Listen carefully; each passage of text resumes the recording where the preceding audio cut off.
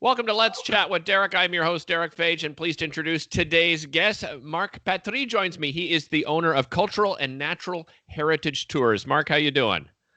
Hi, Derick. I'm doing fine, thanks. How about yourself?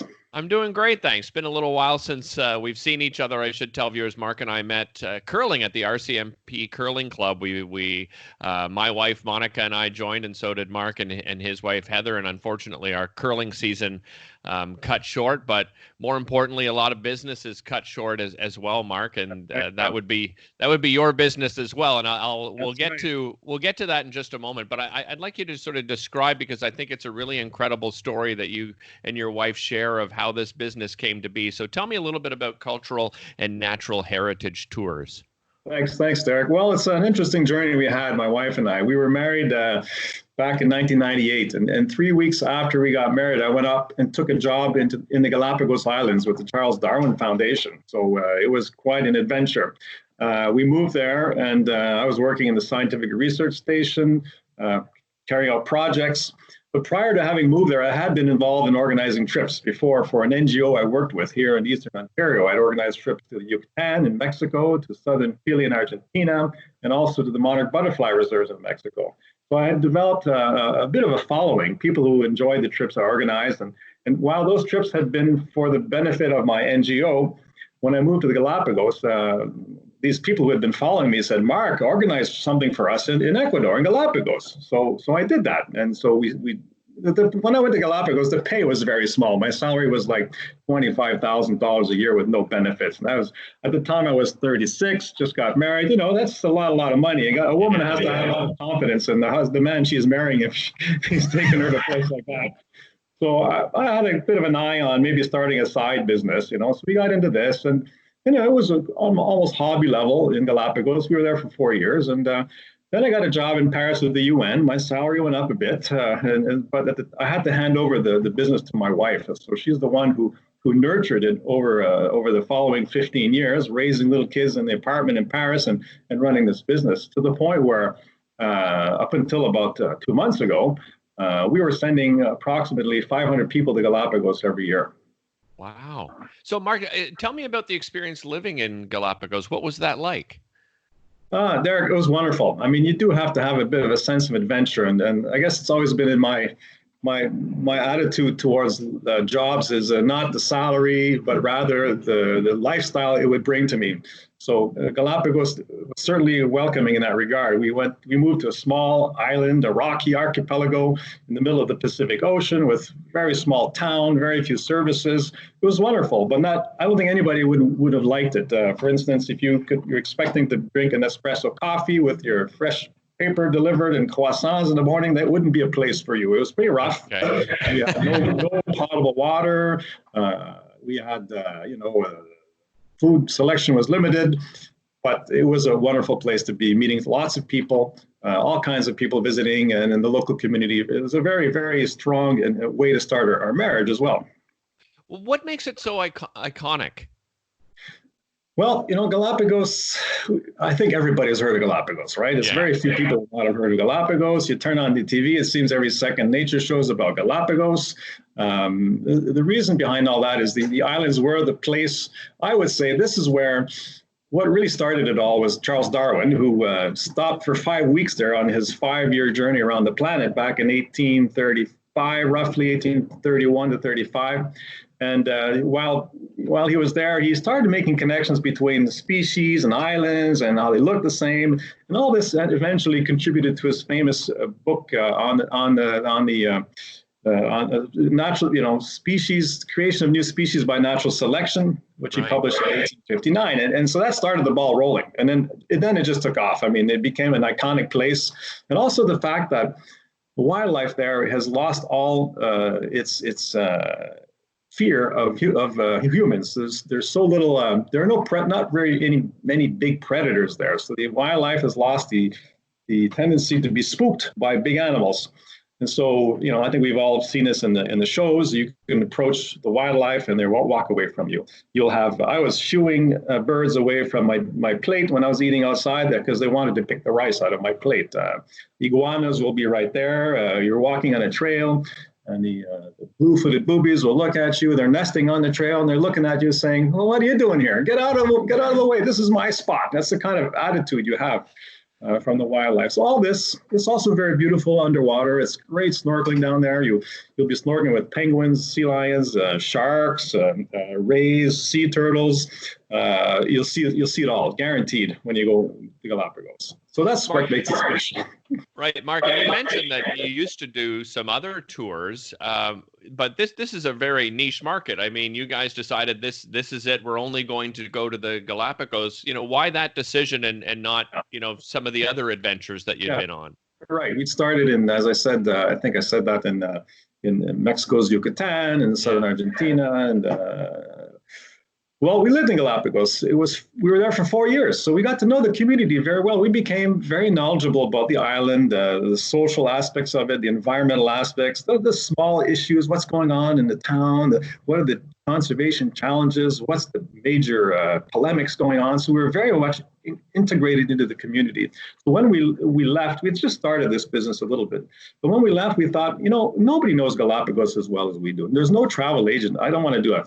I'm not doing an advertisement here, but I think it's a fact that no travel agent knows Galapagos as well as we do, because we knew it so well, and we still go there regularly, and we maintain strong links to the community there. So if someone asks me, Mark, what's the weather like today? I can get you right away a picture of what's going on. I can tell you what happened on that ship. A ship ran aground 2 days ago. What ship was it? Why did it run aground? We have all those answers. So we're very well connected to the islands, and that's why we feel very comfortable working with them and helping people organize a trip to the islands. Which brings me to, you mentioned 2 months ago that all came to an end. So let's talk about the pandemic and what, impact this has had on your business. Yeah. Well, our business is basically comatose with a respirator right now. It's on life support. Thankfully, we work from home. We have very low overhead. We have one full-time employee in Ottawa who herself has spent 8 years living in Galapagos. She knows the islands very well. We're trying to keep her on as much as possible, trying to take advantage of these government salary subsidy programs. We've applied, but we're still waiting for news there. But we're not anticipating any revenue from our business now for a year. Who knows? 2 years? It's all very much in the air right now. It's a very big question mark.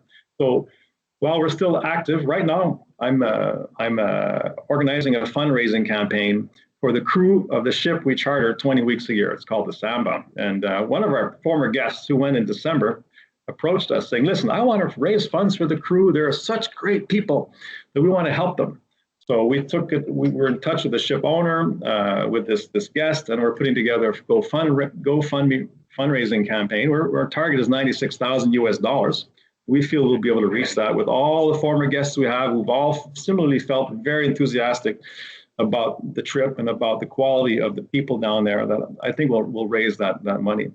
So right now, while we're not making money, we're not selling trips, we're still involved with the business. I'm still in touch with people down there, because the life is not good either in Galapagos for the people. So why is that, Mark? Tell me a little bit about what it's like for, those residents living through COVID-19, through the pandemic. Well, there are about 30,000 people living in Galapagos. Those are residents. It's an archipelago. They're mostly living in three towns and 3 different islands. And, all their supplies come by ship. So they're worried about, interruptions in the ship bringing in the food, though I think they're good for that. But all their income's gone. I mean, these are people, I would say probably 70% of the people in the islands depended on tourism to make a living. Right. And over there are no government programs to support people. There's no unemployment insurance. There's no 75% subsidy of salaries.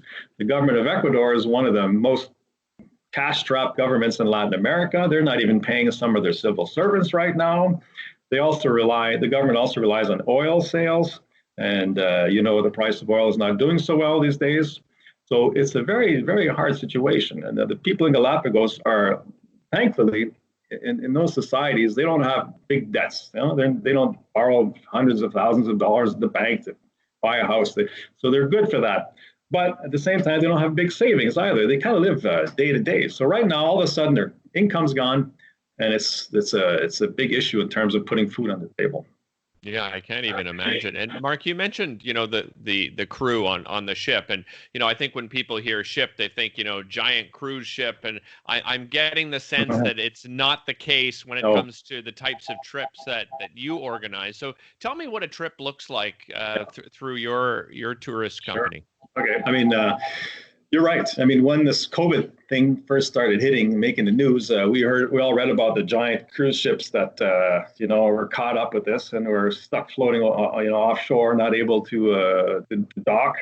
And with even advisors against going on cruise ships, we felt, this was still earlier on, and we felt, listen, this is not the case for us. Our cruise ships, the one we charter most of the time, carries 14 passengers. They have 6 crew on board. So that's 20 people on a ship. And compare that to those massive cruise ships that have 4,000 or 5,000 people on board between the crew and the guests. The issue of it being a petri dish is not at all the case on a small expedition ship in Galapagos. The crew is also all from the islands, right? So you're not having crew flying in from around the planet, getting onto the boat. They haven't mixed with people from every corner of the world and coming on the boat. It doesn't happen in Galapagos. So we do feel that small ship visit there is wonderful. The ships are not allowed to be, there are 65 ships there, and the vast majority carry no more than 20 passengers. So there's only a couple of ships that have up to 100 passengers.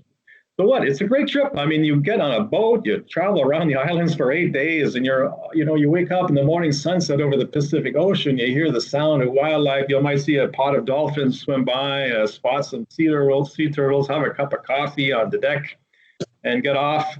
Maybe you're snorkeling by 7 a.m. I was there last November, snorkeling, and I ran into a huge school of these fish, maybe this big, but all black, and close to the surface. So I dove into them.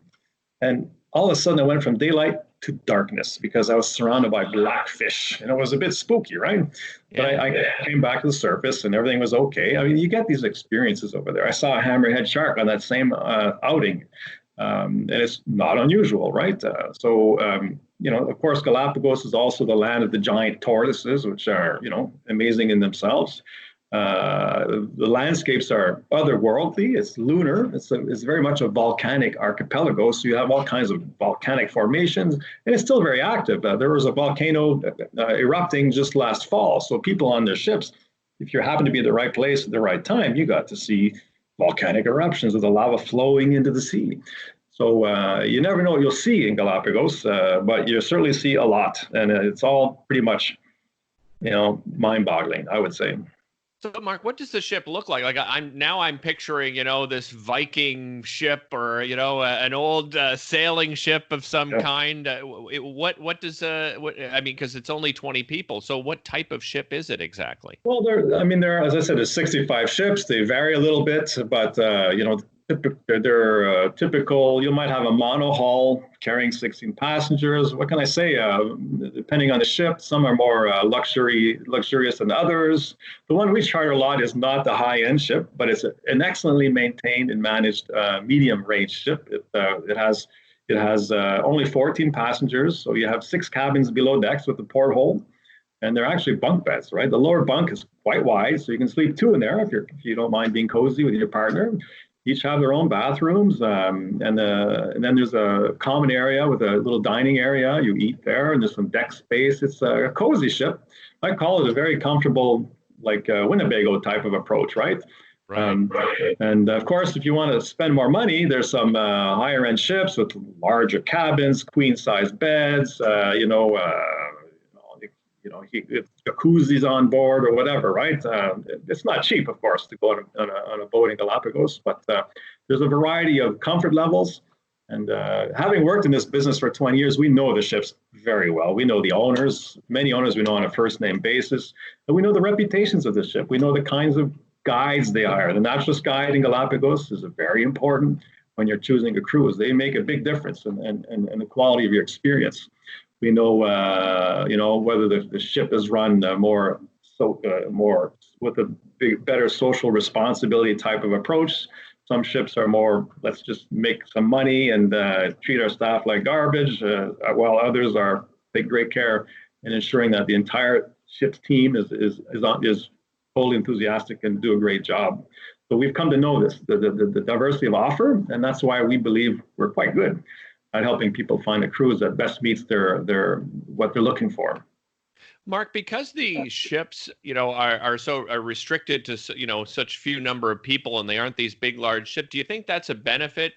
Sort of obviously there's going to be challenges in every travel industry moving forward, but is it perhaps a bit of a benefit for you guys because of the style of tours and the amount of people restricted on the ship? Do you think that's a benefit at all for you? Well, certainly it is. And notwithstanding people's reticence, perhaps from even getting on an airplane in an airport for the next little while, those who will consider getting back onto a boat, and if we give them the choice between a small boat and a large boat, I would assume they might have a tendency to go for the smaller boat for now.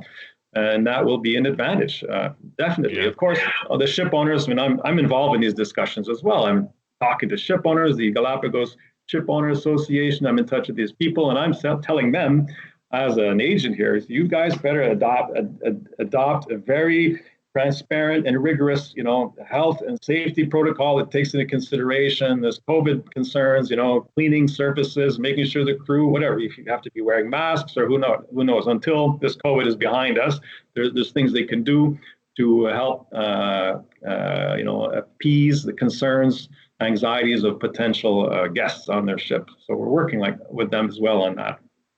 Absolutely, yeah. I mean, I think every business, they have to change so many protocols, right? It's going to be so incredibly important. Mark, my last question for you and for you and your wife, Heather, is personally, how have you guys been coping with the pandemic? Well, I mean, personally, we work from home, so nothing has changed in that regard. Our sons are back here. My son was at high school, so he's been here, but my son, who was at Waterloo, is here now. So, but we all get along. We live in a comfortable enough house that we have space, but we get along. My wife, Heather, who's basically usually the face of this company, she's the one who receives all the emails and the phone calls. She's usually like this all day long, typing and talking to people. She's feeling a bit, at loose ends right now, because whereas she was quite busy before, now she's wondering what to do with her time. We're still adjusting in that regard, but we kind of see this as a early retirement. We're looking for maybe up to 2 years of a retirement style lifestyle where you have less income, a lot less. We're living on our savings now, but more time. So we're looking at redoing our whole website as well, and our branding, using our time as best we can, so that when things get going again, we'll be ready to go. We're going to be there. We're going to be there when things start up again. Oh, yeah, I think you guys are going to be well prepared, just from, the way that you've described how you've been constantly working and talking to that community in the Galapagos and, all the ship's captains and so forth. You guys will be in good shape. There's no doubt in my mind. We hope so. Mark, I really appreciate you taking the time to chat with me. If people want to find out more about cultural and natural heritage tours, what's the best way? Well, there's our website, which is I'm doing a plug here. Eh? This is not my intention, but here we go. www.cnhtours.com. CNH, Cultural Natural Heritage Tours. Excellent. Well, say hi to Heather from Monica and I, and thanks again for chatting with me. Really appreciate it. Hope to see you in September. Who knows, eh? Yeah, you never know. I hope so. Take care, Mark. Yeah, bye-bye. Thanks. Bye-bye.